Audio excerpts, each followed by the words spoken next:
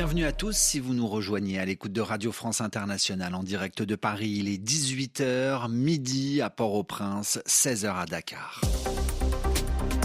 Le journal en français facile. Adrien Delgrange. Nous sommes le jeudi 25 avril et au sommaire de cette édition, quelle Europe pour demain? Ce qu'il pense, ce qu'il souhaite pour ce continent, le président français a pris la parole aujourd'hui à ce sujet pendant 2 heures. À la une également de cette édition, d'importantes pluies sont tombées sur l'Afrique de l'Est, au moins 155 morts en Tanzanie. Autre conséquence du dérèglement climatique, les écoles sont fermées au Bangladesh car les températures de l'air sont trop élevées. Et puis enfin une lueur d'espoir peut-être en Haïti avec la mise en place aujourd'hui d'un conseil présidentiel de transition. Voilà pour les titres. Nous sommes à 1 mois et demi des élections européennes. Emmanuel Macron a aujourd'hui pris la parole au sujet de l'Europe. Le président français a prononcé ce matin un grand discours, une allocution de près de 2 heures dans laquelle il a fait le bilan de ses 7 années écoulées comme président. Mais surtout, Emmanuel Macron a voulu dramatiser l'enjeu de ces prochaines élections européennes du 9 juin. Pour le chef de l'État, l'Europe est en danger. Nous devons être lucide sur le fait que notre Europe, aujourd'hui, est mortelle. Elle peut mourir. Elle peut mourir et cela dépend uniquement de nos choix. Mais ces choix sont à faire maintenant. Et parmi les réactions suite à ce discours d'Emmanuel Macron, à droite, les Républicains, LR, demandent que le temps de parole d'Emmanuel Macron soit décompté du temps de parole de sa candidate aux européennes. Autre réaction à l'extrême droite, celle de Jordan Bardella pour le Rassemblement national. RN est en tête des sondages. Ses intentions de vote des électeurs, le patron du parti RN acte l'entrée en campagne d'Emmanuel Macron et prévient « Si jamais la liste du camp présidentiel devait échouer, il y aura des conséquences ». Le fait d'intervenir ainsi acte un engagement personnel et direct, un engagement symbolique et éminemment politique. On ne peut pas en effet prétendre participer à un tour de table, à une partie, miser son crédit et expliquer ensuite qu'on n'était pas concerné quand le vent semble tourner. En clair, si la liste d'Emmanuel Macron devait perdre cette élection, c'est-à-dire si elle était distancée par la liste d'opposition, le président de la République, chef de la majorité, non seulement minoritaire mais défaite, devra en tirer toutes les conséquences. C'est ce que je propose aux électeurs le 9 juin, et cela est clair, sanctionner le gouvernement français et l'Europe de Macron d'une part, ouvrir la voie de l'alternance d'autre part. La conséquence concrète et immédiate, nous l'avons dit, devra être la dissolution de l'Assemblée nationale. La dissolution de l'Assemblée nationale. Seul le président de la République a ce pouvoir qui consiste à mettre fin au mandat des députés, ce qui entraîne de nouvelles élections. C'était Jordan Bardella pour le Rassemblement national au micro de Pierrick Bonneau. Dans l'actualité internationale, Vladimir Poutine s'apprête à voyager à l'étranger, ce qui est assez rare pour être souligné. Le président russe vient d'annoncer à la télévision nationale qu'il comptait se rendre en Chine.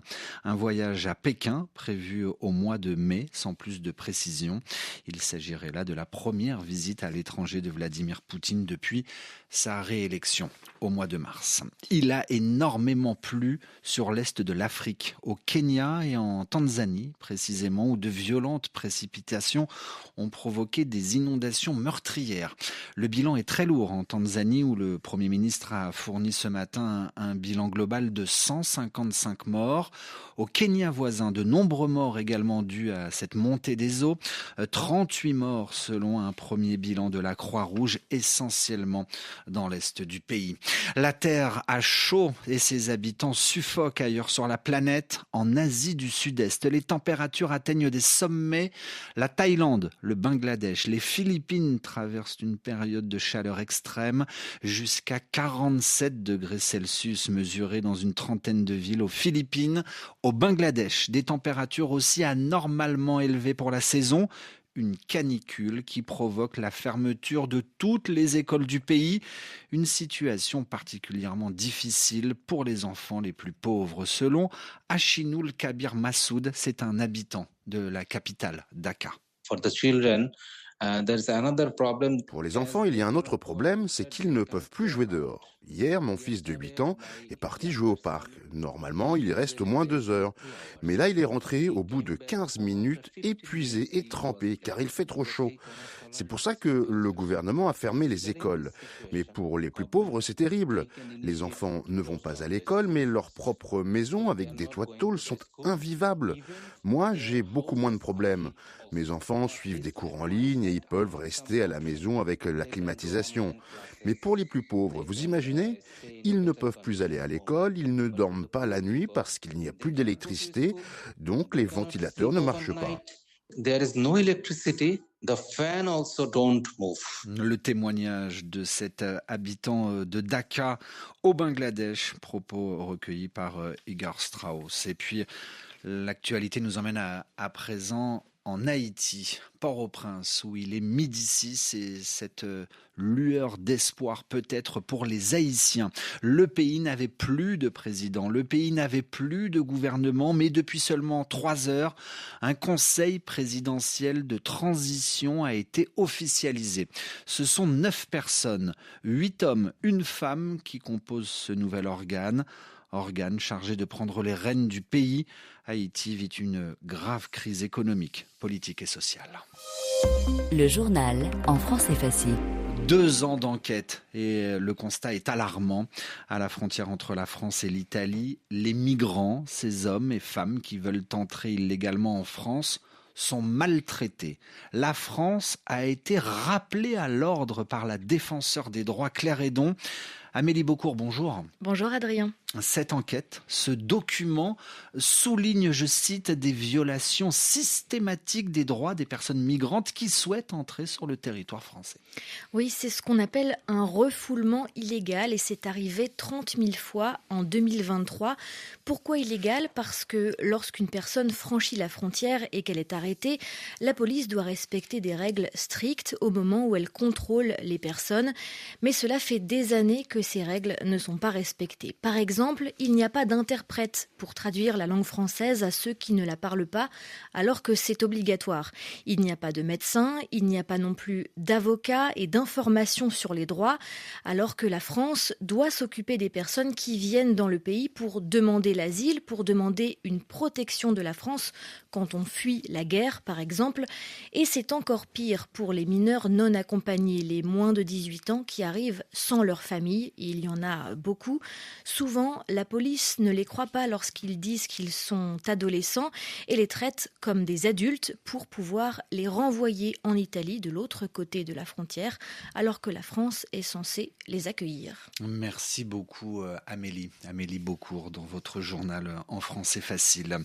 Visiter Venise devient payant. Premier jour de la mise en œuvre de l'entrée payante de cette ville italienne exceptionnelle, classée au patrimoine mondial de l'UNESCO. 5 € l'entrée les jours de grande affluence. Manière pour le maire de Venise de limiter la fréquentation et donc de protéger ce joyau patrimonial. Nous avons appris dans la journée le décès du cinéaste français Laurent Cantet. Il avait reçu la Palme d'Or en 2008 pour son film Entre les murs. Il est mort ce matin à Paris de longues maladies, indiquent ses proches. Juste avant de refermer ce journal en français facile, un merci. Vous êtes de plus en plus nombreuses et nombreux à écouter le journal en français facile, que ce soit via notre site internet ou sur les différentes plateformes de téléchargement. Et parmi les auditeurs de ce journal, nous avons eu l'agréable surprise d'apprendre que Luis Enrique, le coach du PSG, l'entraîneur du Paris Saint-Germain, écoute le journal en français facile. Pour cela, il nous suit sur les réseaux sociaux. Merci à lui. Merci également à tous les autres fidèles auditeurs de ce journal. françaisfacile.rfi.fr. À demain pour une nouvelle édition.